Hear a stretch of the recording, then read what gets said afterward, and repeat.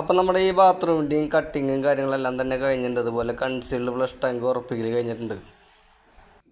ഇവിടെ ബാത്റൂമിൽ സ്പേസ് കുറവായതുകൊണ്ടാണ് ഈ ഫ്ലഷ് ടാങ്ക് നമ്മൾ നിൽക്കുന്ന ഭിത്തിയിൽ കൺസീൽഡാക്കിയിട്ടുള്ളത്. അല്ലെങ്കിൽ നമ്മൾ സാധാരണ ലെഡ്ജ് വോൾ കെട്ടിയിട്ടാണ് ഈ ഫ്ലഷ് ടാങ്കുകൾ കൺസീൽഡാക്കാറുള്ളത്. ഇവിടെ പേരുവേറിൻ്റെ കൺസീൽഡ് ഫ്ലഷ് ടാങ്കാണ് വെച്ചിട്ടുള്ളത്. ഈ ബാത്റൂമിൽ വരുന്ന ഐറ്റംസുകൾ ഒരു വാഷ് ബേസൻ, ഒരു concealed flush tank with wall hang closet, ഒരു ഷവർ പാനൽ, ഒരു ലെങ്ത് ടൈപ്പ് ഗ്രേറ്റിങ്സ്, ഇത്ര ഐറ്റംസാണ് ഈ ബാത്റൂമിൽ വരുന്നത്. വാഷ് ബേസിൻ്റെ ടാപ്പ് വരുന്നത് ഫ്ലോർ മൗണ്ടഡ് മിക്സർ ടാപ്പാണ്. അതായത് ബേസിൻ്റെ മുകളിൽ തന്നെയാണ് ഈ മിക്സർ ടാപ്പ് വരുന്നത്. ഈ കൺസീൽഡ് ഫ്ലഷ് ടാങ്ക് നിൽക്കുന്ന ഭിത്തിയിൽ കൺസീൽഡ് ആക്കി കഴിഞ്ഞാൽ നമ്മുടെ ബെൽറ്റ്, അതുപോലെ കരിങ്കല്ല്, ഇതെല്ലാം പൊളിക്കേണ്ടി വരും 4-5 പൈപ്പിടാനായിട്ട്.